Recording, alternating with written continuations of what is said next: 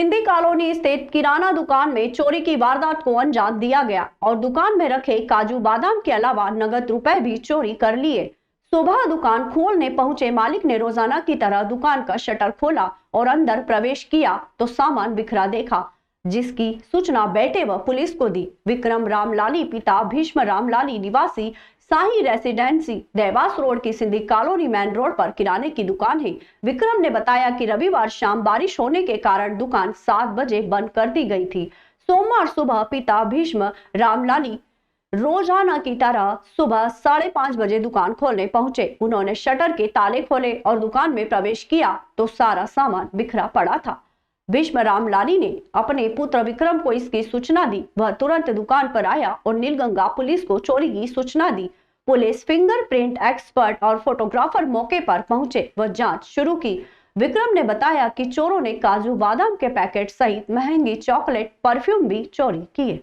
ये daily routine में 5:30 बजे दुकान खोलते हैं। उस रूटीन में उन्होंने जैसे ही दुकान खोली तो उन्हें अपने कैमरे की वायरें टूटी हुई मिली, दुकान की फ्रिज खाली मिली और पूरा माल बिखरा हुआ मिला। तो उन संबंध में उन्होंने मुझे कॉल किया, तुरंत मैं और बाकी पूरी कार्रवाई करके पुलिस को अवगत कराया और सारी उन्होंने सर्च रिपोर्ट करके अपने थाने में FIR कराने जा रहा हूँ उस चीज़ को विषय। मकर संक्रांति पर्व के अब सिर्फ 6-7 दिन ही शेष बचे हैं, लेकिन सर्द मौसम की वजह से पतंग बाजार में अब तक उठाव नहीं आया है, जिससे पतंग और डोर के व्यापारी चिंतित है। मकर संक्रांति पर्व के 1 माह पूर्व से ही आसमान पतंगे उड़ने लगती है, लेकिन इस बार पतंगे आसमान में कम ही उड़ती दिखाई दे रही है। वहीं रही सही कसर सर्दी ने पूरी कर दी। पिछले 1 सप्ताह से भी समय ठंड का प्रकोप बढ़ा हुआ है और तेज सर्द हवाएं चल रही है। साथ ही बहुत ज्यादा कोहरा भी पड़ रहा है, जिसके कारण पतंगबाजी के शौकीन लोग पतंग नहीं उड़ा पा रहे हैं और सर्दी की वजह से पतंग डोर व्यापारी सुस्त ही बैठे हुए। हालांकि आज सुबह से मौसम खुला हुआ है और सूर्य देव निकले हुए हैं, जिससे आज तोपखाना क्षेत्र स्थित पतंग बाजार में कुछ हल्की फुल्की भीड़ दिखी। पतंग और डोर व्यापारी अफजल अली और मोहम्मद फारूक खान ने बताया कि इस बार व्यापार बहुत मंदा और उनकी दुकान में लाखों का माल भरा पड़ा है। ऐसा लगता है कि इस बार लागत भी नहीं निकल पाएगी। दोनों व्यापारियों ने बताया कि 100 रुपए से लेकर 500 रुपए कोड़ी तक की पतंग है और बरेली का मांझा 300 रुपए मीटर से लेकर 3000 रुपए तक का है। पतंग व्यापारी फारूक ने बताया कि लोगों में पतंग उड़ाने का शौक कम हो गया है। आजकल के युवा अन्य डोर से पतंग उड़ाना ही भूल गए हैं, वह सिर्फ चाइना डोर की मांग करते हैं।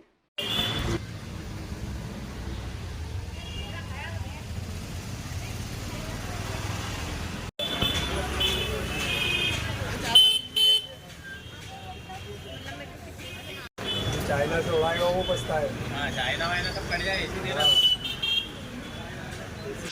हमारे पास रामपुर की, जयपुर की और उज्जैन की बनी हुई पतंगें हैं और फैंसी पतंगें हैं। व्यापार में जो है अभी बहुत ही नरम चल रहा है व्यापार। मौसम की मार की वजह से ग्राहकी कमज़ोर है और दूसरी बात ये है कि बच्चे जो आते हैं वो प्लास्टिक धागा मांगते हैं, तो उसकी वजह से भी जो है धंधा डाउन चल रहा है। तो ये सब चीज़ें हैं। कौन कौन सी पतंग है आपके पास? अगर देखा है पतंग में मेरे पास रामपुर की पतंगें हैं टोटल। क्या कीमत से लेकर कितनी कीमत तक की पतंग है आपके पास? मेरे पास किस प्रकार का कौन सा? 40 रुपये कोड़ी से लेके 500 रुपये कोड़ी तक की पतंगें हैं और मांझा जो है बरेली का है, रामपुर का है और अपने उज्जैन का मंझावा भी है। ये फैंसी मांझे, अच्छे मांझे हैं। क्या भाव है इसका? क्या रेट के हिसाब से ये रील है 150 रुपये से लेके 850-1000 रुपये तक की चरखे हैं। और गट्टे की बात करें? गट्टे जो हैं लोकल गट्टे हैं वो आपके 300 रुपये से लेके 850 रुपये तक। ये बिजनेस हम 20 साल से करीब कर रहे हैं और हमारे पास सिर्फ टोटल रामपुरी पतंग ही बेचते हैं। वही टोटल सब पतंगे हैं। 5 रुपये से बिक्री से लेके 10 रुपये बिक्री तक का पतंगे में हमारे पास 15 रुपये तक का बिक्री का है। बस ये क्या कोड़ी पतंग है? कितना की कोड़ी? ये 100 रुपये कोड़ी से लेके 300 रुपये कोड़ी तक का पतंग।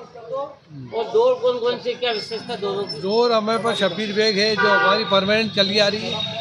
एक हबीब मेहताब की है जो 3000 रुपये तक की है उसका, और जब से हम यही बेच रहे हैं। क्या रेट के हिसाब से पड़ती है? 300 रुपये रील। ओरिजिनल मैदानी डोर है ये, जिसको मैदानी कहलाती है।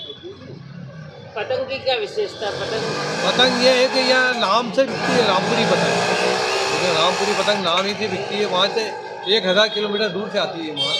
कहाँ से आती है पतंग? रामपुर यूपी, रामपुर यूपी से ही माल आता है सारा। इस पतंग की विशेषता क्या रहती है? विशेषता ये है कि ये सही पतंग होती है और ज़्यादा मांग इसी की होती है। अब ये आखिरी टाइम में जो वो उड़ाने खास वो होते हैं, एक दिन दो रोज वाले, तो वो रामपुरी पतंग ही पसंद करते हैं। अब संक्रांति का भी कुछ दिन बचे, किस प्रकार से गिराकी है? कितने गिराकी का तो अभी आलम ऐसा है कि समझो पिछले साल के मुकाबले अभी तो हमने आधी भी नहीं, जब मौसम ने बहुत ख़राबी कर दिया पूरे हफ्ते से। ये बहुत ख़राब मामला चल गया है, तो गिराकी बहुत ख़राब, माल मटेरियल अभी यही पड़ा है।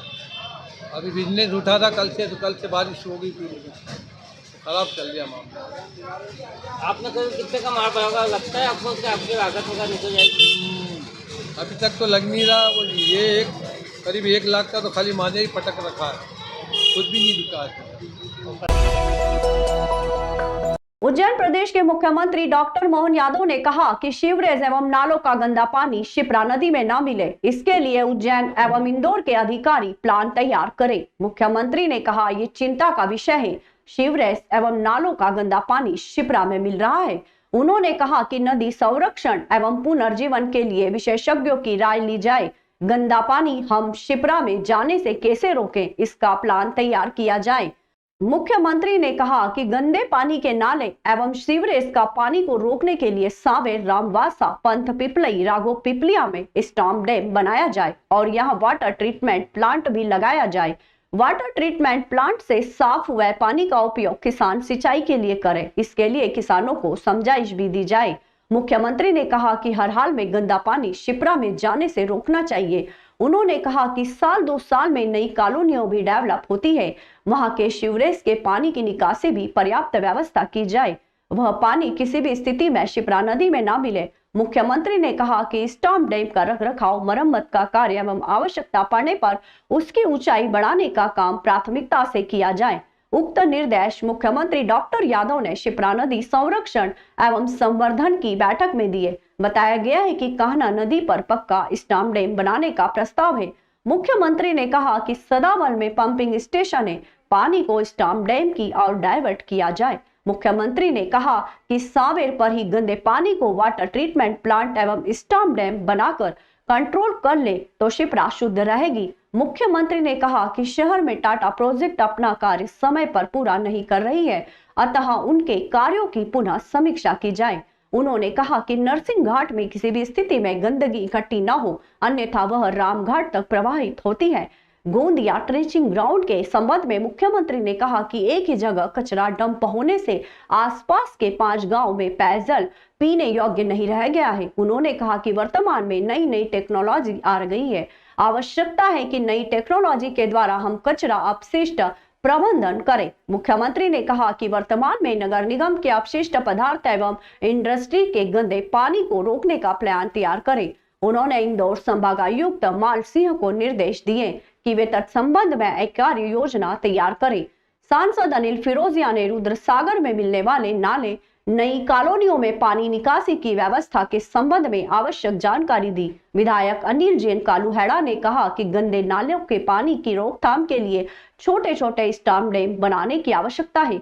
आयुक्त जनसंपर्क संदीप यादव ने कहा कि इंदौर एवं उज्जैन संभाग के अधिकारी 7 दिन में लॉन्ग टर्म एवं तत्काल शॉर्ट टर्म प्रोजेक्ट बना ले और इसे तत्काल लागू करें। मुख्यमंत्री ने नमामि गंगे प्रोजेक्ट के संबंध में भी जानकारी ली।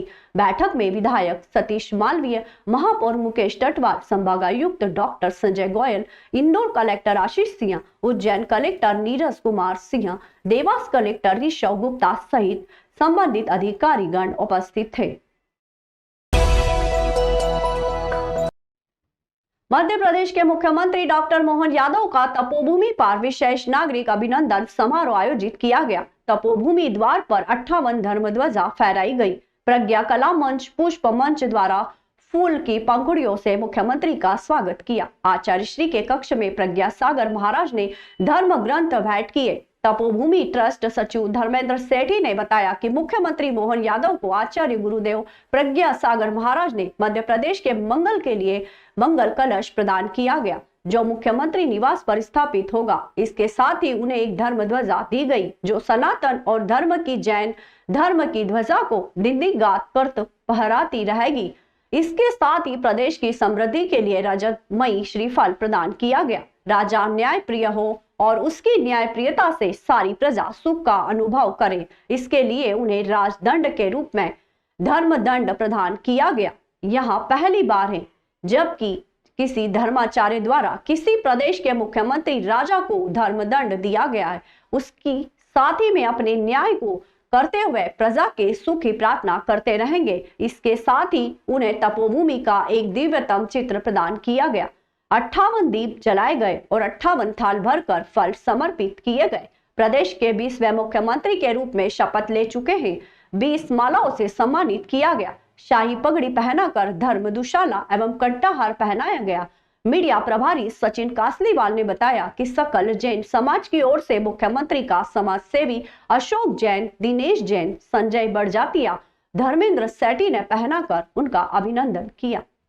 आज प्रदेश के यशस्वी मुख्यमंत्री माननीय मोहन जी यादव तपोभूमि आचार्य श्री से आशीर्वाद लेने पहुंचे और निश्चित रूप से जिस तरीके से तपोभूमि ट्रस्ट द्वारा वहां पर आचार्य श्री के निर्देशन में स्वागत सम्मान किया गया है, जहां की 48 ध्वजा द्वारा उनको सम्मानित किया गया और साथ ही साथ वहां पर जिस तरीके से उन्होंने एक बहुत बड़ा नारियल श्रीफल भेंट कर आशीर्वाद प्राप्त करा आचार्य श्री से, ये निश्चित रूप से सराहनीय है। आज के कार्यक्रम की मुख्य विशेषता यह रही कि उनका जैन समाज द्वारा नगर की तरफ से उनका सम्मान किया गया, जो कि उन्होंने उसको कई तरीके से आज वहाँ पर महाराज श्री द्वारा धर्म ध्वजा, श्रीफल और मंगल कलश ये सारी चीज़ें दी, जिससे कि माननीय मुख्यमंत्री यशस्वी और बने और प्रदेश का विकास करें। माननीय मुख्यमंत्री ने जिस तरह की घोषणा करी उसके तारतम्य में पहली बार पूरे मध्य प्रदेश में जो नॉनवेज सड़कों पे बिकता है उसे बंद करवाया और जैन समाज को एक बहुत बड़ी सौगात, हिंदू समाज को बहुत बड़ी सौगात दी। साथ ही साथ उन्होंने आचार्य श्री को राजकीय अतिथि का दर्जा प्राप्त होने का भी आश्वासन दिया।